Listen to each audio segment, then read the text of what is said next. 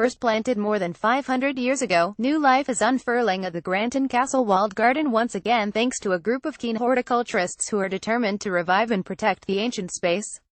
Remnants of the distant past can be found here among the tangle of saplings, bramble and scrub at the historic plot.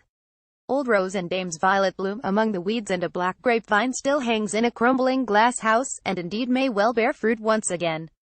At work have been the friends of Granton Castle Garden, who have both researched and cleared the site, which was first built when the area was largely separated from Edinburgh by farmland. Today, the plot is encircled by industrial works and office space, but offers a sanctuary not only for local people but for wildlife, nesting birds, and a visiting tawny owl.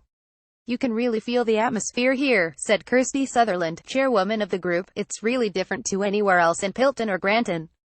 Some people who came to our recent open day have lived in the area all of their life, but didn't know it was here or what it was. For some people it is a very special place. It feels very secluded, very peaceful. The only time you know you are in a city is when the EasyJet planes fly overhead." The garden may be one of only 3 medieval walled gardens left in Scotland, the other 2 being found at Granton Castle near Nairn.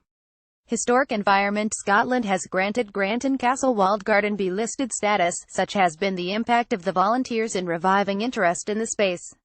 Early records detail how the Tower House at Granton was first occupied from 1479 by Melville of Carnby, whose family was gifted the lands by Robert the Bruce. Major developments to the castle and garden came under the ownership of Sir Thomas Hope of Craghall, a Lord Advocate who served during the reign of Charles I. The outline of the garden has remained the same since the 1670s. Walled gardens were once a common feature of the large houses of Scotland to protect plants from weather and intruders, both animal and human, while creating a microclimate for growth. From a gardener's point of view, it is the black gold soil developed over hundreds of years that stands out at Granton, Ms. Sutherland said. She said, "We owe OED and AAHD over the soil for a long time. It has developed over years and years of cultivation and back digging. It is totally unpolluted, which is incredible given the surrounding industrial sites. This walled garden is like a little pristine island among them all." Granton Castle, which had crumbled over many decades of neglect, was demolished in 1928 with the stone underneath it quarried. But the walled garden remained useful, and was run by market gardeners for many decades and provided food for the local population during the Second World War. Its last owner, John Smith, retired around 10 years ago with the space largely left to nature's course.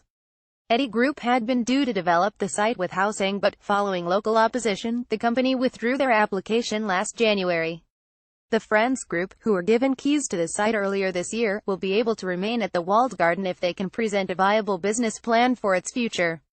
Ms. Sutherland said, "Eddy have been supportive to what we want to do, and there is so much we want to do. Its return to a community market garden and orchard are among options being considered. We want the people who live here to know there is something very special for them just down the road. The garden is like a treasure that keeps being uncovered."